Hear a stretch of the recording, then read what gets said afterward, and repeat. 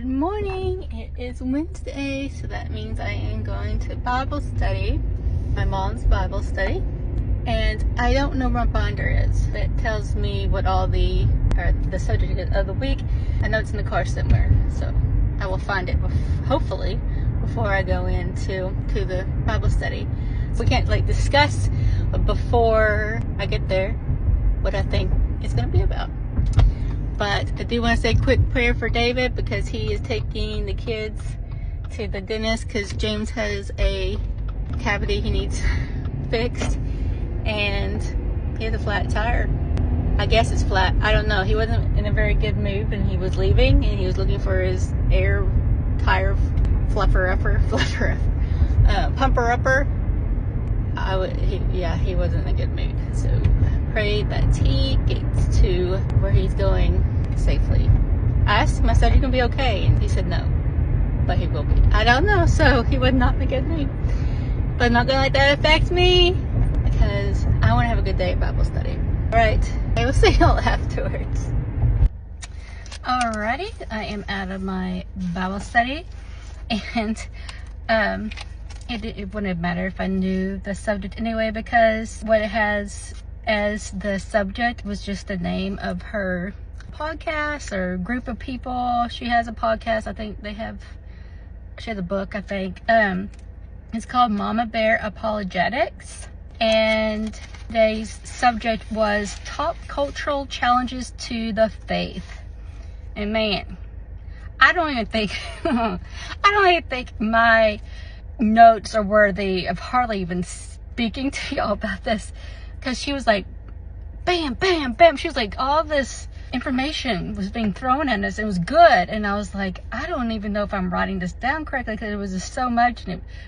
I was getting into my brain, but I don't think I was getting onto the paper. Anyway, I will try to explain it to you. First, number one, the top cultural challenges to the faith is identity. You know, we are made in the image of God. We've talked about this 2 other times. She said that Gen Z sees the beauty of everything being meaningless. No one over them. I know what she means, but it's hard for me to explain it to you, without making this video an hour long. They think that no one should be above them and no rulers or something. I can't remember the exact words she used. If you ever, I really wish I could send the link. I know there's a Facebook page of it. If anybody wants to watch this, let me know and I'll figure out how to get to you. But anyway, if we're all meaningless, that means that you and I don't have a purpose and neither do our kids. But Gen Z is finds beauty in that. And I'm just like, they just want to do whatever they want to do. And she said it a lot better than me. Let's just say that. But we always need to check with God and make sure whatever we're doing, it lines up with Him, of course. We need to talk to our kids about our identity and what's going on in the world when they're small and do it while they're young, because we're going to be building their foundation. And you are not your activities. Your personality shifts, so that's a good time to also talk to your kids, because they may be really into basketball and that's how they define themselves, as a basketball player. But then their identity, they start shifting out of wanting to play basketball and maybe want to try golf. I don't know. But you can show them that, see, you're not basketball. You're not just golf. You are an image of God. I hope this is coming out right. And then we also need to act how we want and identify our identity. She was saying, you can be with your group of friends and they can be like, oh, you're a Christian? I would have never guessed, because you don't act like a Christian. The world wants kids to choose something subjective so they can doctrine them. They say a lot of times on the TV shows these days, even Disney, Nickelodeon, all that stuff, they are trying to doctrine your kids and trying to, it's a whole nother subject, into believing stuff that they should not be believing. Let's just go with there. I wrote this crazy. You might like you, but that's not who you are or define you. What you like is not who you are or define you. Do not let that be your God. Again, if you're really into mountain biking, I don't know, that's the first thing that came to my mind. And that, don't make that you, you know, that's not you. That's just something you like. Next, number 2 is Marxist activism.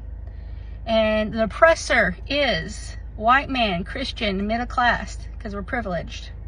And we're white, as a woman, we're right under that. So, and they're teaching, there's a black BLM in schools in Washington state. This lady, she said she had a friend who's teaching there, and they were actually had to put in their classrooms that if you're not doing this, like it had that title of BLM, if you're not doing this, then you are, they didn't use the word racist, but you are putting, okay, I'm horrible at this, because she was saying such good stuff that I was having a hard time writing it all down. You are putting white men on top, I guess, what you're saying. And the schools are grooming your children emotionally. Schools are teaching Christianity is a bias, a tendency to favor a certain thing, a person, or idea compared to another. So Christianity in school, is this a bias? And if you want more information, she did give me a website, is centerforbiblicalunity.com. Number 3 is modern womanhood. We now need to be empowered. That's what they say modern womanhood is. We need to be empowered women. Women need to be liberated and be like men. And they're saying if you're a homemaker or worker like me, you're squandering your abilities, your values in the workforce. You are a burden to your husband if you just want to stay home. Pro mom being at home. I want to bring that home. I want to bring that back. I mean, if you want to work in the workforce, that's great. Some people have to keep food in their kids' bellies and a roof on their house. I understand that. But if you have the choice and you want to stay home, do it. Don't let people make you feel bad about yourself. Oh, then she was saying that Taylor Swift, 16% of people consider them Swifties. She is bigger now. I think they said the Mormon faith now. She has more followers than Mormon faith. And when she goes tell people to vote, people go vote, not because they believe in it, because they want to, because they're Swifties and they want to do what she says. And she said, vote haters out, because she's all for the LGBTQ people and abortion, pro-abortion. So, and number 4, no more patriarchy. She was talking about the TV show Fargo, and she said all the bad guys in the show were cowboy, Trump supporters, Christian guys. And she said the only good guy in the show was a wimpy man.